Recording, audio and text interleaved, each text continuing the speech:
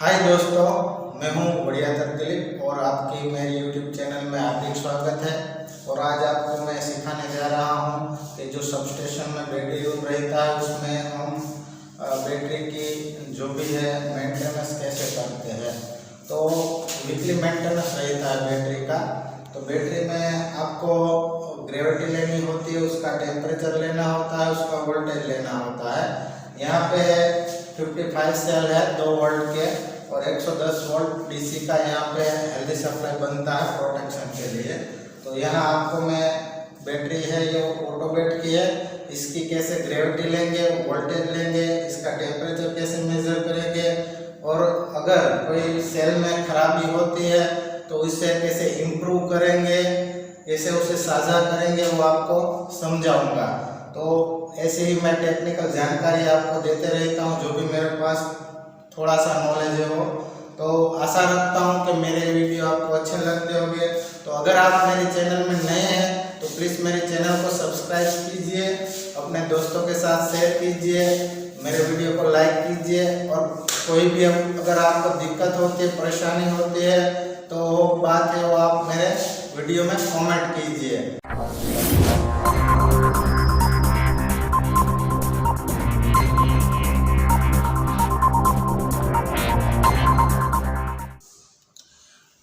तो यहाँ पे 1.21 है, यानी कि 1210 ग्रेविटी आ रही है, जो कि एक सेल की हमने ग्रेविटी ली है, जो कि ये मास से हमारे यहाँ बैटरी की ग्रेविटी ले रहे हैं।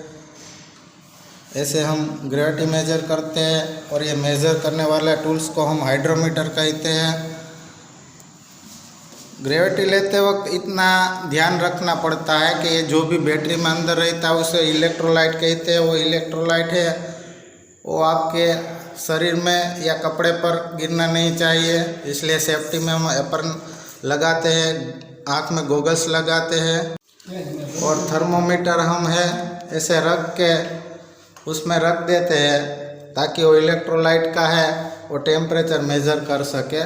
तो इसे रख के थोड़ी देर के बाद आपका जब भी मेंटेनेंस होता है तो उसको ऐसे निकाल के इसका टेम्परेचर मेज़र करना रहता है।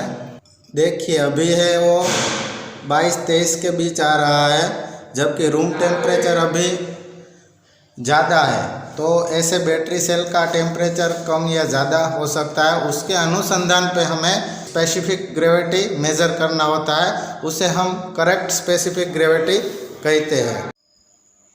अभी हम बैटरी के वोल्टेज मेज़र कर रहे हैं। यहाँ पे नंबर 1 सेल और 55 सेल के बीच हम वोल्टेज ले रहे हैं।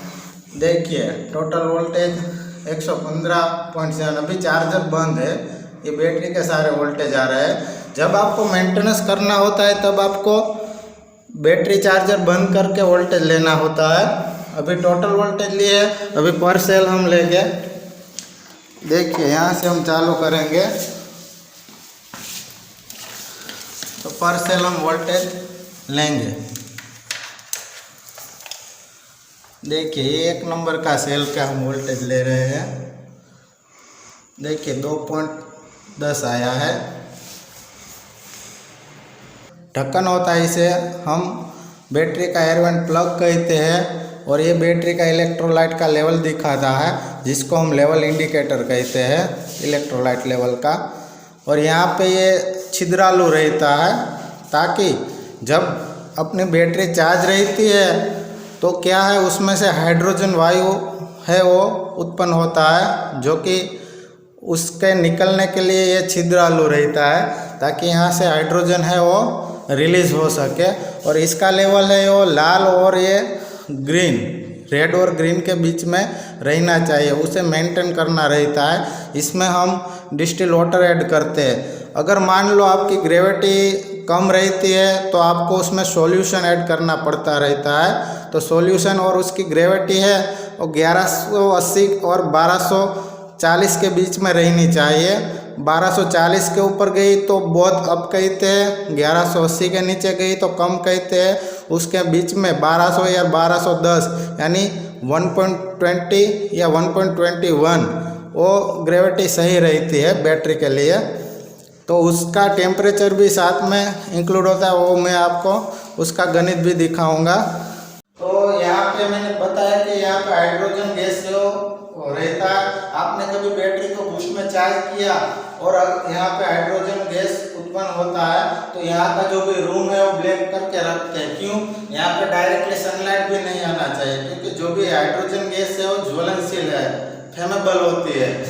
अगर आपके बैटरी रूम में कोई भी एक्सीडेंट ना हो, इसलिए यहाँ का जो भी रूम है उसकी विंडो है वो ब्लैक कलर के रंग में रंग के रखते हैं। उसको हम ब्लैक रूम बना के रखते हैं, क्योंकि यहाँ पे जो भी ये रिलीज होता है हाइड्रोजन गैस वो फ्लेमेबल होता है। इसलिए हम सेफ्टी के रिगार्डिंग यहाँ पे हम इस रूम को है वो ब्लैक कलर से रंग के रखते हैं और उसके ऊपर हम एग्जॉस्ट फैन रखते हैं, ताकि यहाँ की जो भी हाइड्रोजन गैसेस है वो हम दूर कर सके।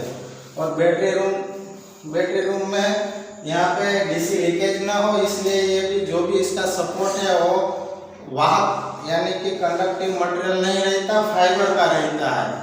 और इसके स्टैंड पे अगर आपका कोई भी सेल है वो लीकेज हुआ तो उसका इलेक्ट्रोलाइट है वो डीसी लीकेज का पाथ बनाएगा, आपका पॉजिटिव या नेगेटिव अर्थ के साथ लीकेज ना हो। इसलिए यह बैटरी सेल को डिस्टिल वाटर से हमें साफ करना रहता है, और इसका जो भी है सपोर्टिंग है वो उसको भी हमें साफ रखना है, ताकि यहाँ से डीसी लीकेज ना हो। वरना कोई भी आपका सेल लीकेज होगा तो अर्थ के साथ है वो पाथ बनाएगा, आपका जो भी डीसी है वहां से पाथ बनाएगा, ताकि आपका शॉर्ट सर्किट ना डीसी है वो लीकेज ना हो। इसलिए आपका बैटरी सेल क्लीन रखना पड़ता है, उसका लेवल मेंटेन रखना होता है। उसके ढक्कन अगर जम गए हैं तो उसको क्या आपको खोल के गर्म पानी या कोई भी पानी से साफ करके रखने होते हैं, ये वरना जाम हो जाए तो उसको बदलाना पड़ता है। तो ऐसे आपको रिप्लेस करना होगा। इसके जो भी कनेक्शन है वो टाइट रहना चाहिए। डीसी के कोई भी कनेक्शन अगर लूज हो गए तो वहाँ पर वोल्टेज ड्रॉप होगा, आपका पूरा वोल्टेज है वो लोड को नहीं मिलेगा। इसलिए आपके कनेक्शन भी टाइट रहने चाहिए।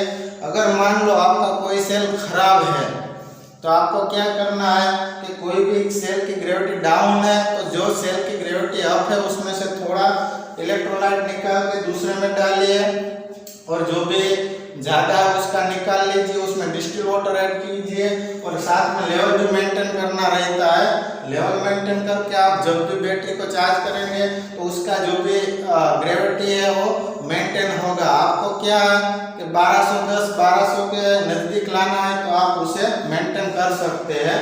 मानिए कि कोई सेल है बहुत ही खराब हो गया और 1.84 के नीचे आपका वोल्टेज गया है तो लीकेज है, तो उस सेल को बाईपास करना रहेगा।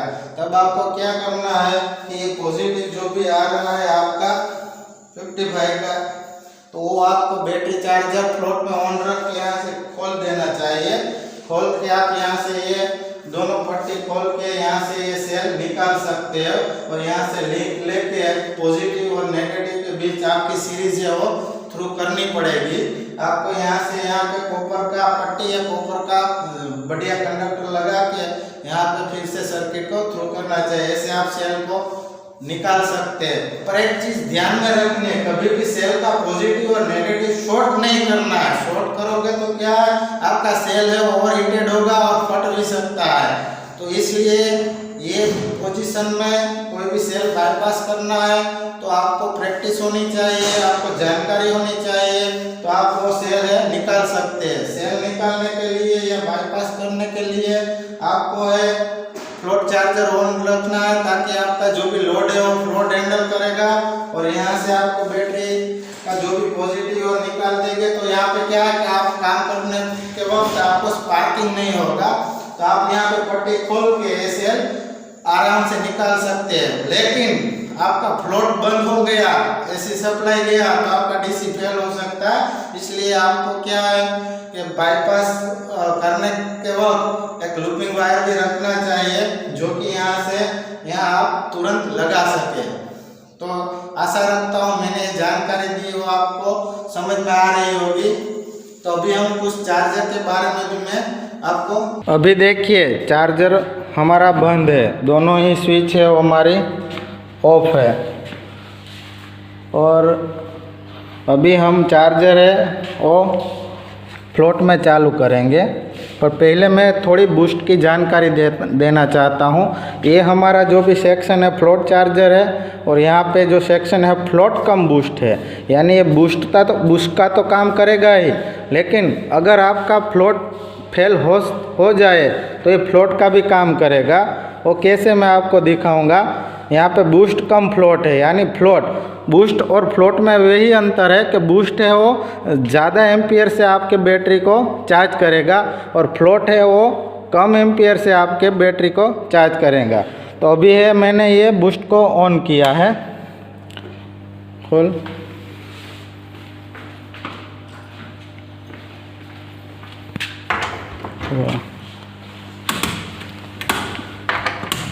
तो अभी देखिए मैंने बूस्ट को ऑन किया तो बूस्ट में ये वोल्टेज ले रहा है और बूस्ट का एम्पियर भी ले रहा है।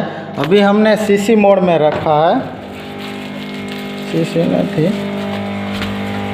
यहाँ पे देखिए ये उसका सिलेक्टर मोड है और ये ऑटो और मैनुअल मोड है। उसमें से 1 नंबर यानी ऑटो में है, और यहाँ पे ये उसकी स्विच है आउटपुट की ऑन है, और यहाँ पे 2 नंबर CV यानी फ्लोट का काम दे रहा है बराबर।